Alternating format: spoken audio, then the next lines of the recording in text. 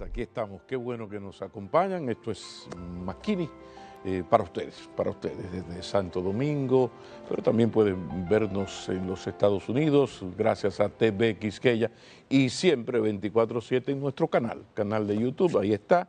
Si pueden darle a la campanita y suscribirse, van a recibir todos nuestros materiales. Y mire, esta semana estuve por Montecristi. Feliz viaje, excelente almuerzo. Los amigos de Energía 2000 y la presidencia nos invitaron a ser testigos de la inauguración de una línea de transmisión y de una subestación eléctrica. Eso se oye poquita cosa, pero no es así, porque a partir de esa gran autovía, esa avenida eléctrica, se está decretando de alguna manera el inicio del fin de los molestos apagones. Y es que esta autovía va a permitir que cualquier proyecto de generación eléctrica, incluido la importante planta de Manzanillo Power, que va a ofrecer 414 megas, pero hay otros proyectos que llevan la producción eléctrica energética hasta más de 800 megas, es decir, una especie de puntas catalinas desde Montecristi. Pues esto es importante porque por esta autovía pues todo va a ser distribuido en la región norte. Es decir, que los beneficios de esto es fundamental para una región fundamental, pero también especialmente para la provincia de Montecristi, que se merece todo lo que está haciendo el gobierno, que está priorizando dos provincias olvidadas de este país en los últimos 90 años, Pedernales y Montecristi. Este proyecto, que lo desarrolló el grupo de inversionistas de Energía 2000, estuvo más de 15 años rodando de gavetero en gavetero, de gaveta, de escritorio en escritorio, por ministerios, despachos, más de 15 años, hasta que en el año 2022, si mal no recuerdo, al ser presentado al presidente Abinader, pues como jefe del Estado le dio el espaldarazo. Es una inversión privada, pero fruto de una alianza público-privada. El dinero lo puso el sector privado, unos 147 millones de dólares, pero es importante que esto haya ocurrido porque es un viejo problema en nuestro país con esto de los apagones. Uno debe tener 30 años escuchando la necesidad de una autopista eléctrica para llevar energía eléctrica de un lugar hacia otro. En este caso se está rescatando a la olvidada Manzanillo y entonces desde Manzanillo esto va a permitir, ¿no?, que todas esos proyectos, insisto en el de Manzanillo Powerland, se conecten y se envía toda esa electricidad a una subestación en Santiago. Entonces, esto es importante y Montecristi se lo merece. La verdad es que fue una gran satisfacción profesional, personal, porque uno estuvo allí en el 22 en el primer Picasso. Entonces, tú ver cómo en menos de 3 años unos inversionistas con el apoyo del gobierno deciden hacer esta inversión y resulta que ahí está la inversión con lo que eso significa, insisto, para el tema energético, eléctrico en toda la región norte, nordeste, con énfasis en esto de que también hay generación de gas natural, o sea, de energía a partir de gas natural. Es decir, que esto es un ganar-ganar y quería enviar nuestro agradecimiento porque a uno le gusta mucho tener la oportunidad de ser testigo presencial de estas cosas y ver que en los hechos, la alianza público-privada da resultados. Y sobre todo uno disfruta mucho el ver que se está haciendo justicia con Pedernales y con Montecristi, dos provincias que como no son muy grandes, el caso de Pedernales es más grave todavía, entonces los gobiernos hacían mutis por el foro porque no había un provecho político electoral. Entonces, esto ha cambiado y se está haciendo justicia. Fue un buen encuentro, reitero el agradecimiento a Energía 2000, en la persona de Jaime Santana Bonetti y el muy activo, eficiente Guillermo Estrella, pero también al presidente de la República, con quien uno pudo compartir, y en ese compartir yo noté que estaba de muy buen humor.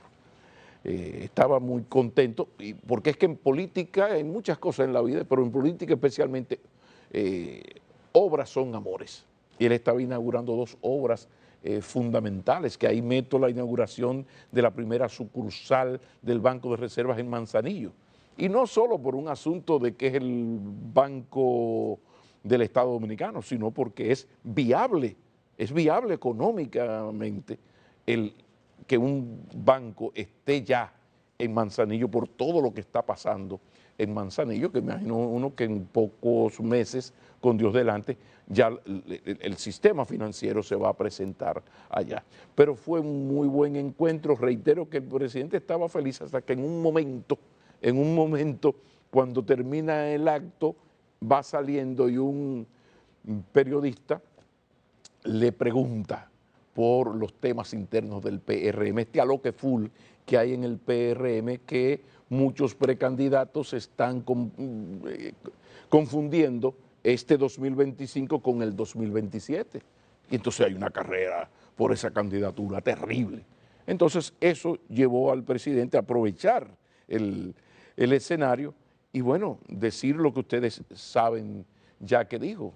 Si usted o está en el gobierno o está haciendo campaña. Si quiere hacer campaña, sale del gobierno. Mejor tarde que nunca, pero me parece que es una posición que el gobierno, ahora el presidente, tiene que llevar a la práctica, porque recuerden que ahora el presidente de la República va a ser el presidente del partido. Ya eso se amarró, se decidió, no tiene competencia para asumir el año que viene la presidencia del partido y ser el gran árbitro. Entonces él tiene que ser desde ya ese árbitro antes del 2026, porque el PRM tiene una herencia, una bendita herencia PRDista, que no puede permitir que uno le siga recordando aquello de, oh, PRD abandona ya ese cuerpo. Pero reitero mi agradecimiento por la invitación y el abrazo a los amigos de Montecristi y de Manzanillo, que por cierto, la única nota nostálgica de ese encuentro en cada acto al que uno asistió en la provincia, pues estaba la nostalgia por la ausencia de Nelcy Cruz. Nelcy Cruz, que era la gobernadora, y es la hermana de Nelson Cruz, de unos afectos con el presidente y la vicepresidenta de la República, era un ser tan especial, con una vocación de servicio ilimitada que uno pudo confirmar, y se nos fue en la tragedia del Jet Set. Entonces vaya mi recuerdo nostálgico y mi reconocimiento donde quiera que esté, si es que está o está llegando, a esa muchacha grande con un corazón inmenso. Vámonos a la pausa, que cuando retornemos tenemos al doctor Merán. Hablemos de la fuerza del pueblo y de la situación política del partido, pero también del país, después de la pausa. Aquí estamos, aquí seguimos en McKinney para ustedes. Con nosotros el doctor Henry Merán, pero Henry Merán es el presidente de la Comisión Nacional Electoral de la Fuerza del Pueblo, miembro de su dirección política, exdiputado y un hombre de mucho respeto y prestigio dentro y fuera de la Fuerza del Pueblo. Por eso hemos querido invitarlo, porque estamos en campaña, porque hay cosas que explicarles al país. Y qué bueno que está con nosotros. Profesor, mis respetos. Mi distinguido Pablo, bien, un grato honor y placer estar con usted en este prestigioso y directo programa, un grato honor.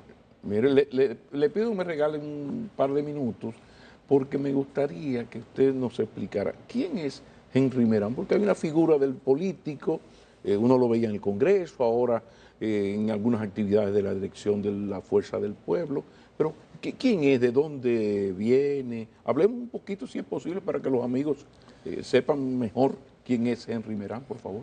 Bueno, mis orígenes en términos territoriales son sanjuaneros. Yo nací y me eduqué en términos de educación media, primaria y media en San Juan de la Maguana, de donde soy oriundo, de padres, digamos, empresarios, dedicados fundamentalmente a la actividad agroempresarial en términos de producción arrocera y por supuesto a habichuelera también, que no podría faltar en el caso de... O sea que usted hereda, doctor, usted hereda. No es que una fortuna, una cosa, pero usted hereda. No es el caso mío, hijo de maestro de escuela, que da pobreza por todos lados. No. ¿Hay una herencia por ahí? Bueno, pertenecemos a un nivel, entiendo, hemos pertenecido de clase media, que eso nos ha permitido, pues, desde luego, recibir una educación de cierto nivel, de ciertas condiciones. Estudiamos en el Colegio Católico Padre Guido Guildea del municipio de San Juan de la Maguana, municipio cabecera, y luego aquí en la Universidad Nacional Pedro Enrique Sureña, donde cursamos una licenciatura en Derecho. Luego salimos del país y estudiamos Derecho Constitucional en la Universidad Jaume I de Castellón de la Plana, Valencia, España. Ahí estuvimos alrededor de 3 años y nos especializamos no solo en Derecho Constitucional, Derecho Procesal Civil, Derecho Procesal Penal, Administración de Justicia, Derecho Penal Internacional Europeo, entre otras especialidades y áreas. Y entonces yo diría que dentro de la mediana posibilidad de nuestros padres y nuestros orígenes, pues tratamos de aprovechar en cada etapa de nuestro desarrollo las mejores posibilidades y para formarnos académicamente, formarnos socialmente y sobre todo, Pablo, tener siempre un compromiso social en términos primarios en nuestra vida y carrera pública. Yo creo que la sensibilidad social de un ciudadano, en el caso nuestro de un dirigente político, que desde los 17 años pues comenzamos a tener inquietudes políticas y luego a formarnos militando. ¿Ya en el liceo en San Juan ya había participación política en el liceo? No, bueno, en el liceo sí, pero en el colegio en el que yo me formé propiamente dicho, no.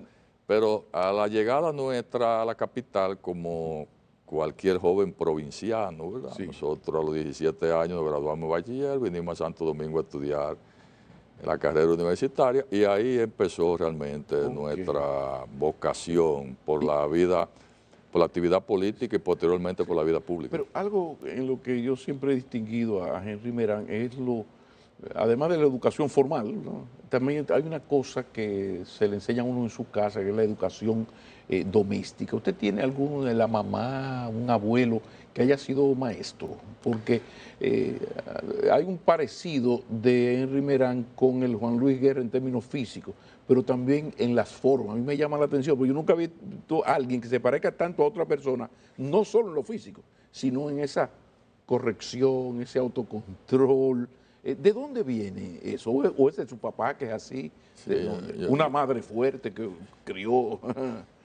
¿Cómo fue eso? Yo entiendo que mi personalidad tiene mucho que ver, la forma de ella, con la de mi padre. Creo que genéticamente, por vía paterna, heredamos eso. Tenemos en cierta medida personalidades muy idénticas, parecidas.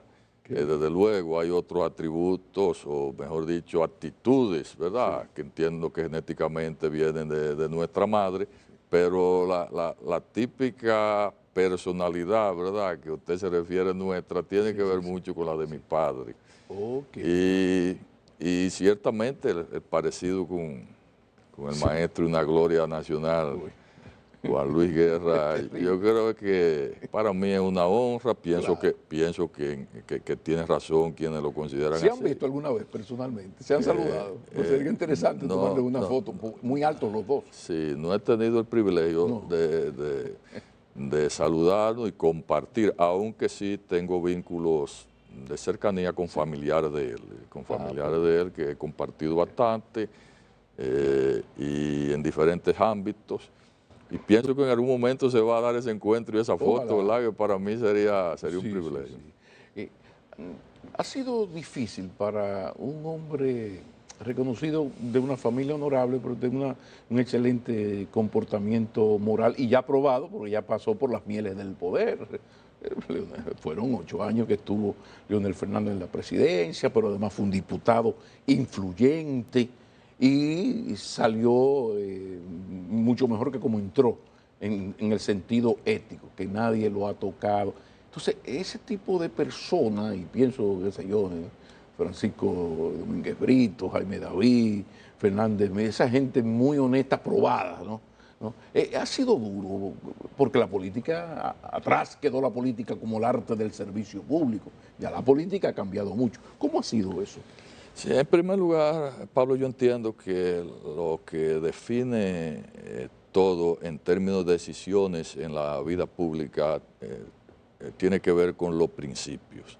Si los principios son sólidos, si los principios están claros, si hay un serio y correcto compromiso social, si hay un serio y correcto compromiso familiar, sobre todo teniendo en cuenta tu ascendencia, tu apellido, el respeto a tu familia, el respeto a tu país, a tu partido, a lo que tú representas. Yo creo que a pesar de las tentaciones que son muchas, variadas y realmente desafiantes, al final se toma la decisión correcta. Todo el que se dedica a la actividad política, como en el caso nuestro, en su carrera, en el devenir de ese ejercicio, recibe ofrecimientos, propuestas, tentativas de acuerdo no viables y saludables para la democracia del pueblo dominicano, y uno tiene que irla en cada momento desechando, descartando. Desde luego, para eso, repito, hay que tener una solidez de principios, de convicciones, de responsabilidad. Desgraciadamente, una parte importante, no todos, pero sí una parte importante, desgraciadamente, de servidores públicos sucumben en una de estas propuestas en determinado momento. Pero yo creo que el verdadero reto del sistema político dominicano, de la carrera pública dominicana, tiene que ver en el fortalecimiento de esos valores, en que la clase política dominicana siga siempre teniendo pendiente que al final lo que premia, lo que retribuye es el comportamiento correcto, y que, decía un profesor nuestro en la Universidad Nacional Pedro Enrique Sureña, el padre Miguel Ángel Santana Marcano, que el honor, el respeto y la trayectoria dura 40 años en construirse y 1 segundo en perderse. Y cuando se piensa en eso, Pablo, palabras con luz.